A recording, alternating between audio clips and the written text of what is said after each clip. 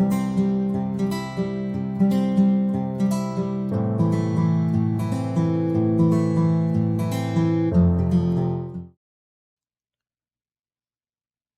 now in this demo, in our past demo, we just tried to show or tried to make the data in the API to be displayed as a JSON file.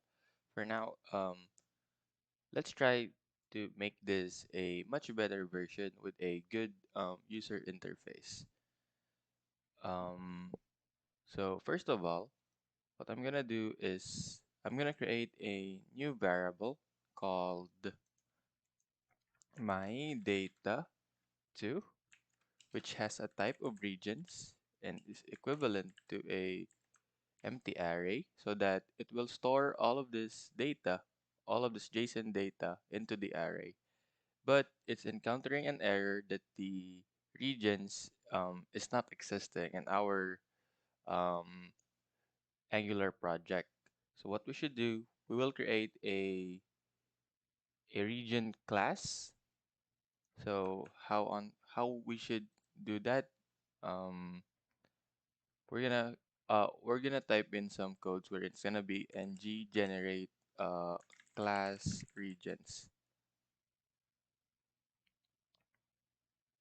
Okay, so now the class regions is created. This is where you can find it, the regions.ts. And then inside our regions.ts, we will create an entity which is called regions, and then it will have the um, characteristics of name, which is a type of any to be saved, region, which also has type of any. I mean, you can put string or int there, but for me, I always use any so that it's gonna automatically check what type of data is the API, and then area into any, independent into any. As you can see, all of these characteristics or all of the content of this entity is also referred to this name, region, area, and independent. So if I save that, and then I will go back to my home component.ts, I can now basically use the quick fix to import the regions class. And then after I import it, as you can see, the error is now gone, and I can now proceed into creating um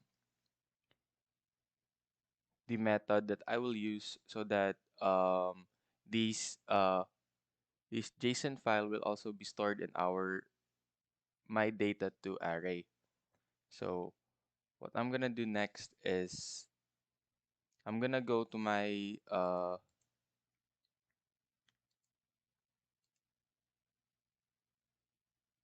I'm gonna go in here in my get data home, and instead of using my data to, I will store this my data or the data that I'm getting from the API into the new array that we created, which is called my data2. And in our home component .html, I will basically change the code in here. Instead of using this my data with a JSON parsing, I'm gonna comment that out and then type in div with a class of container because I will use CSS, and then div with a class of title, and then with a style equals to font family Franklin. Okay, Franklin Gothic. I'm gonna make this bigger for now because our server is still not running. And then after creating the div, I will create a h1 or a header with a class of border, and then the title is API call. Okay, and then save that, and then next we'll create a div with a class of buttons, and then save it. I'm gonna fill that out later because we're gonna use some buttons to sort the data, ascending or descending, and then after that div. I'm gonna create another div with a class of cards. Then using the directive ng4, I will let the variable item of my data to. Okay. And then I'm gonna use a bootstrap card called with a div in a class of card body. And then in here, I'm gonna call the country name, which I can use the item in the ng4 item, then access the data that I want to get, so item.name. Okay, it's working. And then region. Then I'm gonna access again the item dot region. Okay, and then area item dot area. Oh, area. As you can see, we basically referred it on what data are we going to access the moment that we saw that this JSON data contains name, region, and area. I mean, I can also access the independent, but I don't really need it as of now. So I'm just gonna access the name, the region, and the area. Then after that, I'm gonna try to run the server and see if we get something. And then while waiting for it,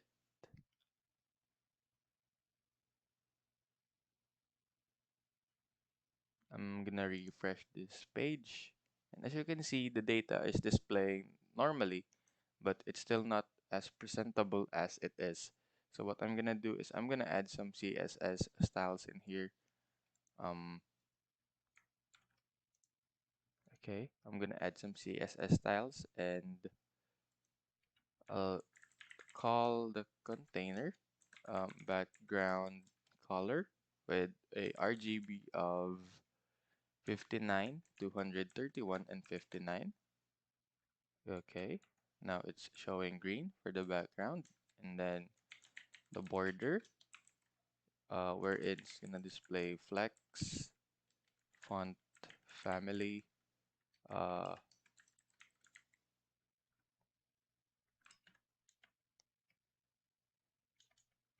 I'm gonna, what, it should be Verdana. Oh, there's no Verdana. Okay, just gonna find in here. Okay, and then font weight, bold, justify content, center, and then background color, gray. Okay, and border radius of 10 pixels, and margin at the bottom to adjust it should be 2VH. And then the color of the text should be white. Okay, there you go. And then as for the buttons, buttons, margin dash. Maybe I'll add this later because we still didn't create the buttons in our HTML.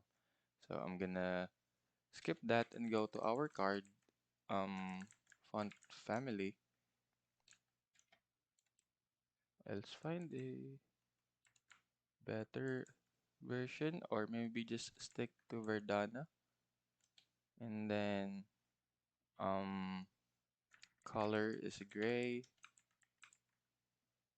font weight is bold, background color is RGB 173, 231, and 173. And then let's add a margin at the bottom wherein should be 0.3 rem. Okay. So now as you can see, we created a card using the bootstrap, but basically this project is not applying the Bootstrap template because we still didn't import a Bootstrap in our Angular.json in here. We should import a Bootstrap in here, but first of all, we should install our Bootstrap in this project. So what I'm going to do is I'm gonna type in npm install bootstrap. And then as you can see, it's automatically downloading the bootstrap in our project. Um, okay, it's basically installed with two high severity vulnerabilities, but it's okay, it's still gonna work. And as you can see in our angular.json in this file, we can basically add some scripts in here that we're going to use for our project. Um, I'm just gonna copy this or maybe type in so that you can follow along. So in our scripts in here in the line 30, I'm gonna type in node underscore module slash bootstrap slash this slash js slash bootstrap dot bundle dot js. Then I'm going to save it.